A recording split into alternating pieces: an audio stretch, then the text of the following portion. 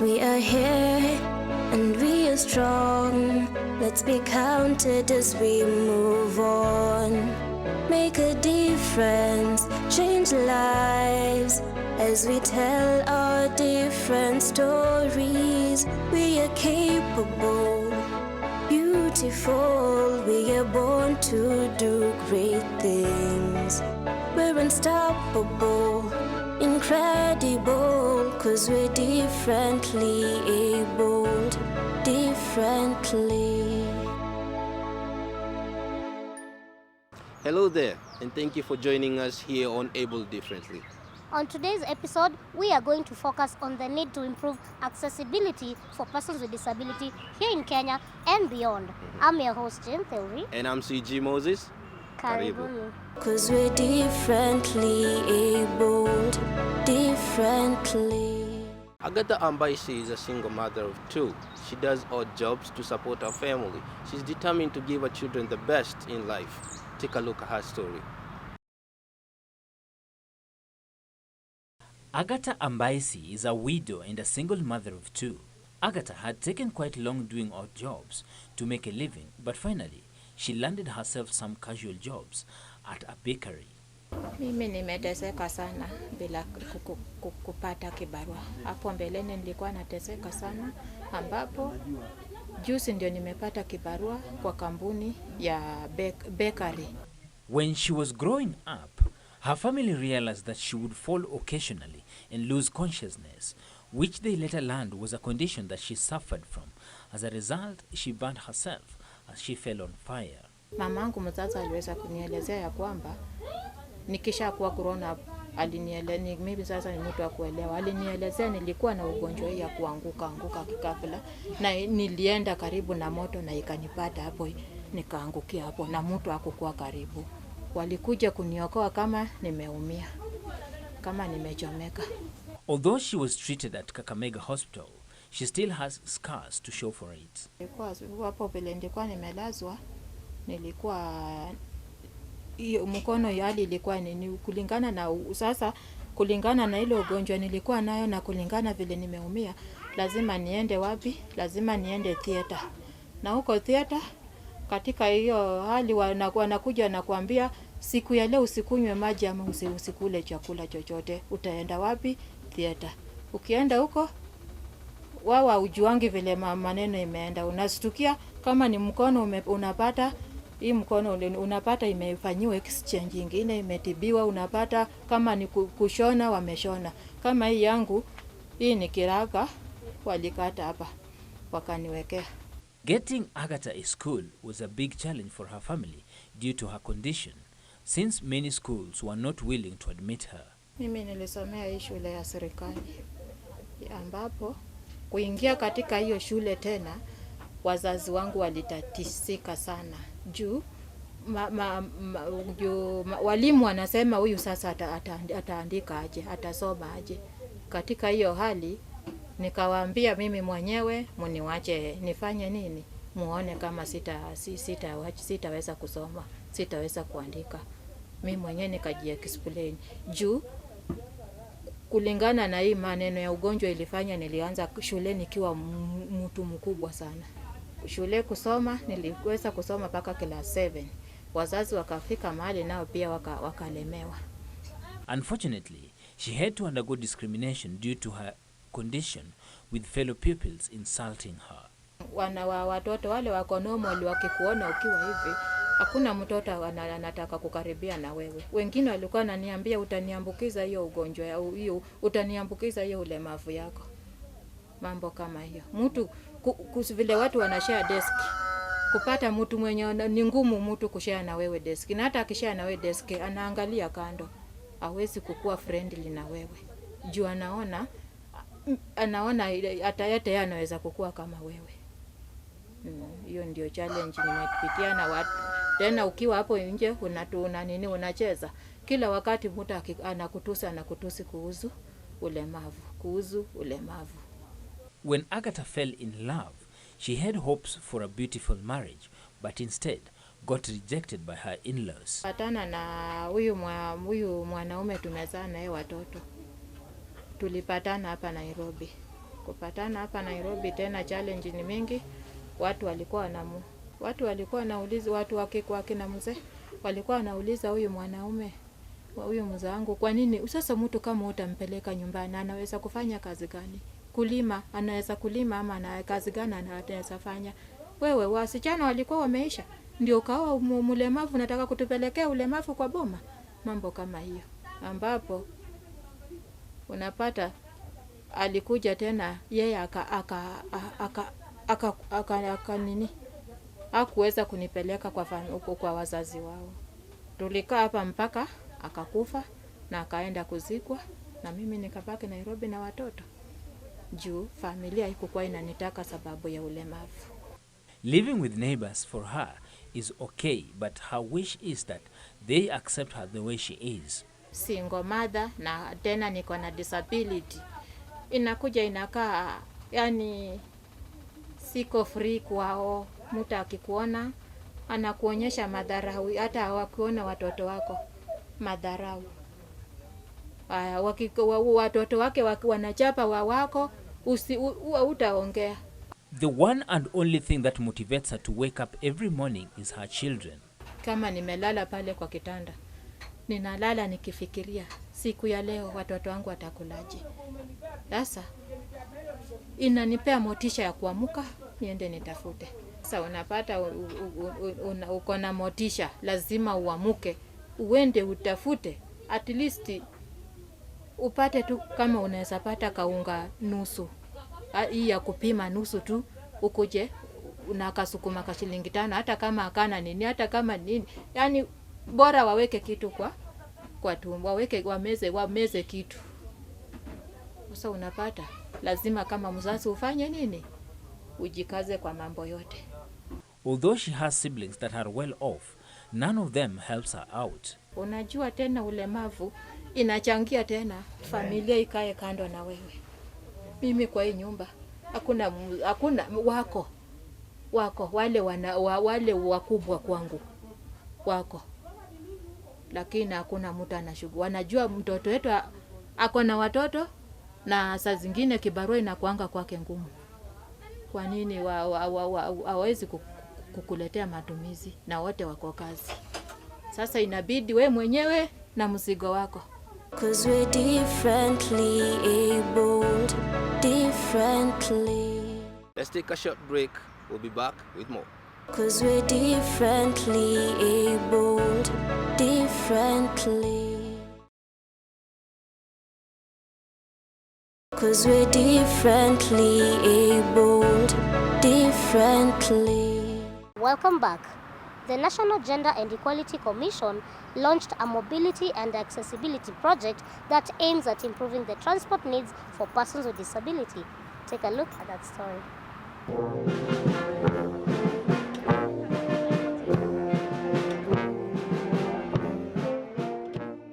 The transport sector is one of the economy boosters in any country.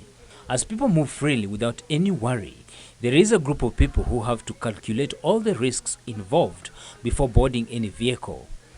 These are persons with disabilities who use wheelchairs, crutches, white canes, and the deaf. National Gender and Equality Commission, together with other stakeholders, launched the Accessibility and Mobility Project on the 16th of May.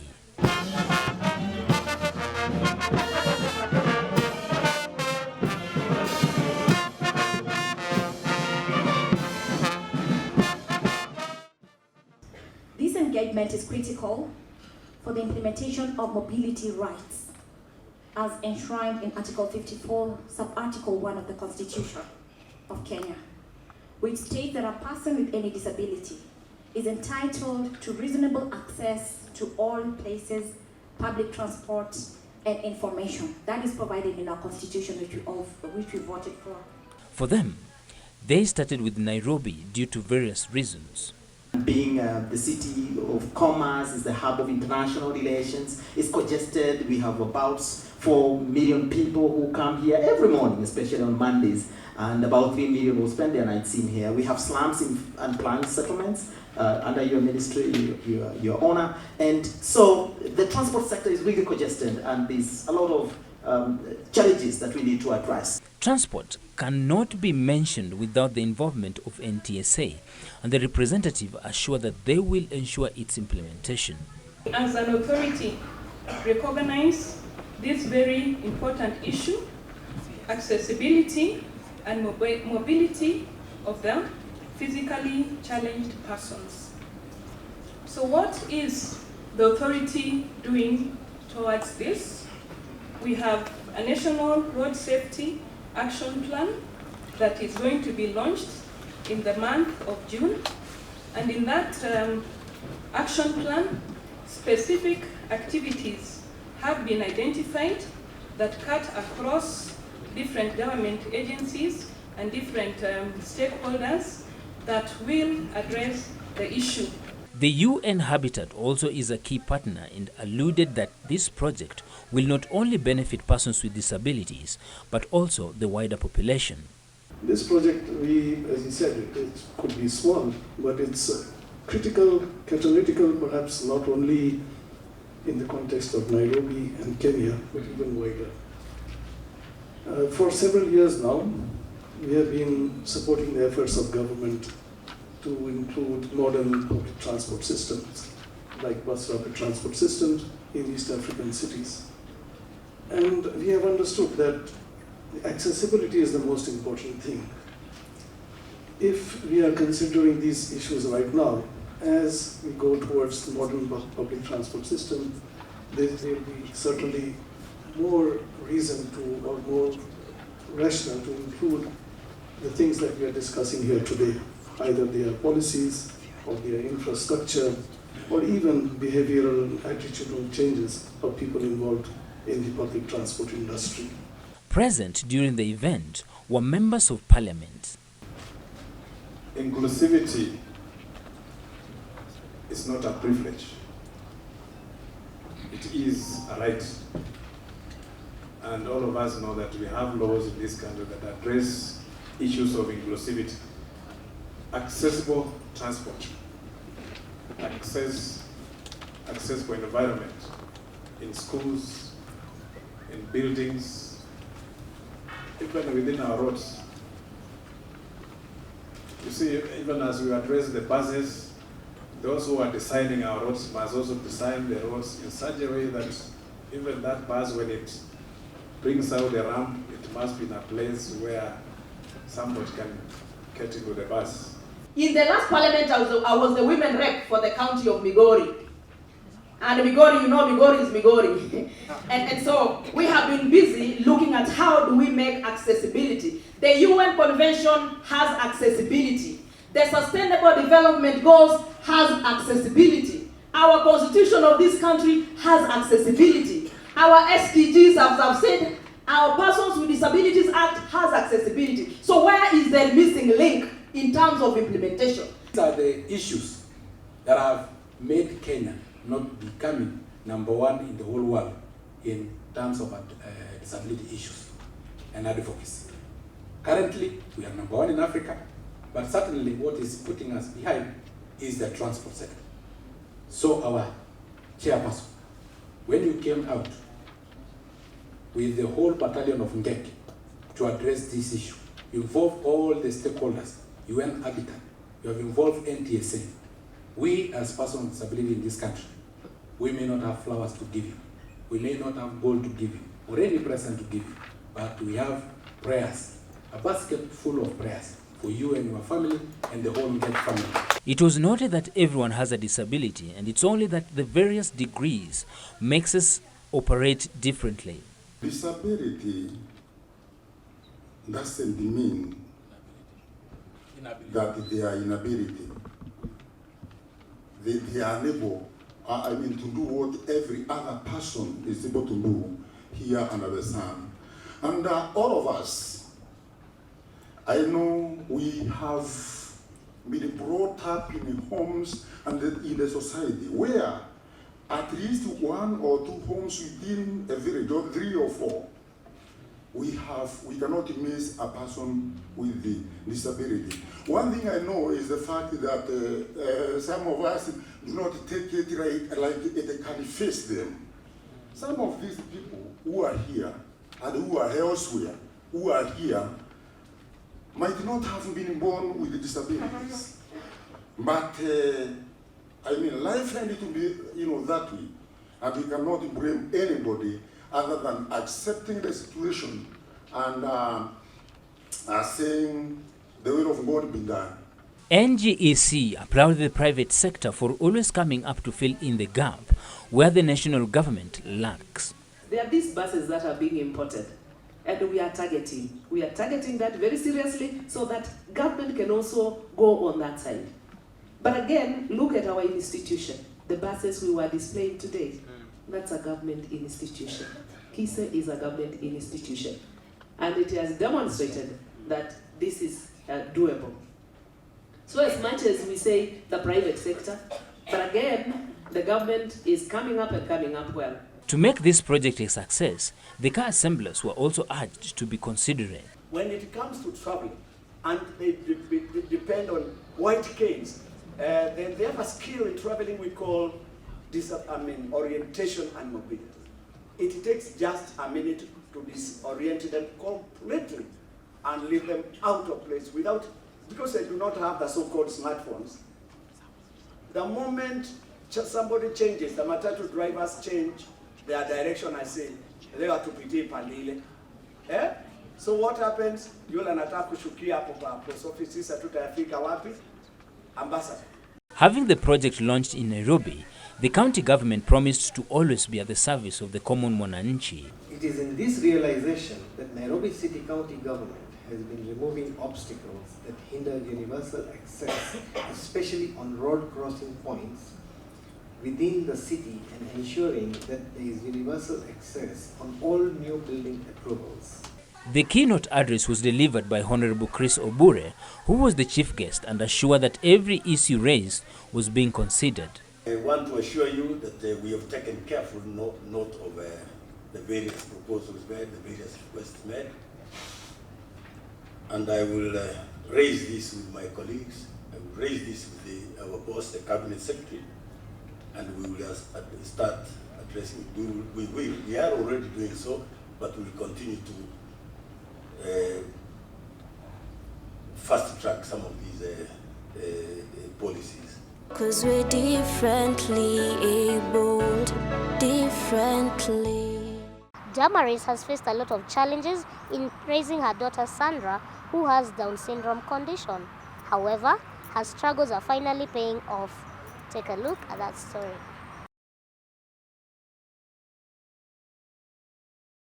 Damaris Kienda is a mother who has been struggling to raise her daughter, Sandra Wambui, who has the Down syndrome condition, a chromosomal condition that causes developmental and intellectual delays. So wakati Sandra alizaliwa akulia, lakini manasi walimchapa kidogo ndio akaanza kulia, na hapo sikujua kama mtoto wangu ako na shinda. Tukatoka hospitalini tukarudi Nairobi juu tulikuwa nyumbani. Baada ya miezi 3 akaanza kuwa mgonjwa, tukaenda Kenyatta, akarazwa huko for 1 week.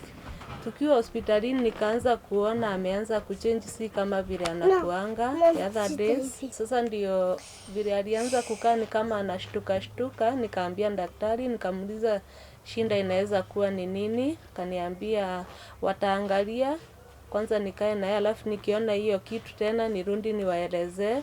Na alifanya mara ya pili, nikarudi kuwaelezea. Wakaniambia itabidi wapige CT scan ndio waone kama mtoto ako na shida yoyote. A CT scan conducted on Sandra at 3 months old confirmed that she had brain damage. After kupiga CT scan ndio nilielezewa Sandra ako na shinda ya brain yake iko imedevelop kabisa. Alafu pia wakaniambia ni kama ako na conversions ndio zinataka kuanza kumshika, na kutoka hapo wakaniambia watanipea clinic niendelee na kufuatilia, ndio kama wataona anahitaji madawa watamweka kwa madawa. Her daughter's positive response to clinic attendances provoked Damaris to put a stop to therapy sessions, not knowing the repercussion that would follow later on. So nikarudi kwa mama Rusi, wakanichenjia ndawa, wakanipea zingine. Bando yenye nilipewa hakuacha kuconverse, aliendelea. Ndio sasa wakaniambia hawakuwa wanafikiria kama anahitaji ile the strong one. So wakaniambia hiyo ndio wataniandikia na aanze kukunywa immediately. Ni very expensive walinielezea, lakini juu ya ile condition mtoto wako lazima ninunue. Na nilienda nikanunua na tukaanza kutumia madawa immediately na conversions zikakuja zikatulia. Having the value of education in mind, she took the initiative to school her daughter Sandra at the age of 3 years. C, D, E, F, G. Lakini nienda shule moja wakanikubali, wakaniambia kwao wanakuanga na kama daycare. So na daycare watoto wenye uenda huko wale wengine ni umri mdogo sana. So wakaniambia waoni kama hilo ni jambo kubwa kwao, watamchukua watakaa na yeye bila yako. So nilimpeleka shule akiwa 3 years. After bila amefikisha 5 years tukaona hata hiyo mambo ya pampers ameenda akiwacha. Na hiyo shule imekuwa kwa msaada kubwa kwake juu hapo ndio pia amejulia hiyo kuongea, amejua kuna kurelate na wale wengine hata kama hayuko normal wako tu sawa. Na nimeona msaada mkubwa kwa shule, imemsaidia sana. The lack of inclusion for persons with disabilities in the society denied her daughter a chance in a government school, something that did not go down well with Damaris. Kama Sandra nilimbadilishia shule yenye alikuwa, nikampeleka shule ya serikali. Huko kwa hiyo shule, kwanza bila nilifika huko waliniambia mtoto wangu ni mdogo. Wanatakanga watoto wenye wako 10 years and above. Nikawaambia na huyu wangu ako 7 years na saa hii sioni kama niko na uwezo ya kumlipia private. But waliniambia hata kama sina uwezo hawatamchukua kwa sababu ni mdogo. So wakaniambia serikali bado haija introduce classes za watoto wadogo.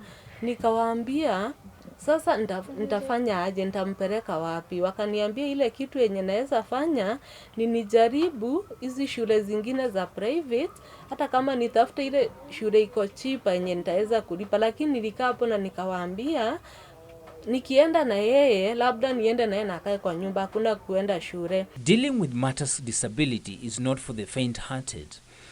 Damaris has had her own share of challenges. But unapata pale yeye ni mdogo, watoto wenye wanasoma na wao wako 10 years and above na wengine 11, 12, 13, lakini umri yake ni 7 years.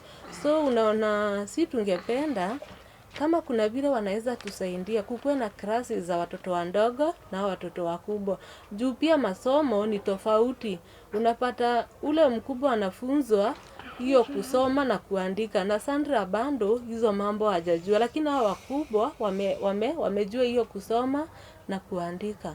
But hao wadogo bando hawajafika huko na wote wamewekwa pamoja. Damaris therefore urges parents and the society at large to practice equity and equality for persons with disabilities. Ni vibaya sana kuficha huyu mtoto hata kama society imemkataa. Sisi wote tuliumbwa na Mungu na hiyo ni baraka kutoka kwa Mungu. So unafaa ujivunie ndio hata Mungu aweze kukubariki. Hakuna siku utawahi kosa pesa ya kulea huyu mtoto, hata kama unataka ya pampers, juu wengine challenge ni pampers, chakula. Unajua huyu mtoto kuna wengine unapata huyu mtoto anahitaji special food. Na wajue siku moja, unajua uwezi jua ya kesho. Leo ni mimi, kesho inaweza kuwa ni wewe. Leo umenikataa, kesho Mungu anaweza amua akubariki na mtoto kama huyu, utafanya nini? So ni tukubali hao watoto tuwasaidie. Ikifika kama ni shule, ukiona kuna mahali mtoto anaweza saidika mambo ya shule, msaidie. Ukiona kuna mahali anaweza saidika na hii fedha kama hata ni ya serikali, msaidie. 'Cause we're differently abled, differently. Let's take a look at the UN Convention on the Rights of Persons with Disability. Article 6 of the UN Convention states that state parties recognize that women and girls with disabilities are subject to multiple discrimination, and in this regard shall take measures to ensure the full and equal enjoyment by them of all human rights and fundamental freedoms. In the quote of the day, we look at Deborah Rose saying that goes, Accessibility allows us to tap into our potential. What's your take on that, Moses? Well, I quite agree with it. Mhm. Given that people with disability sometimes do tend to lack the resources, but when the resources are availed, the opportunities are immense. You get to see potential untapped,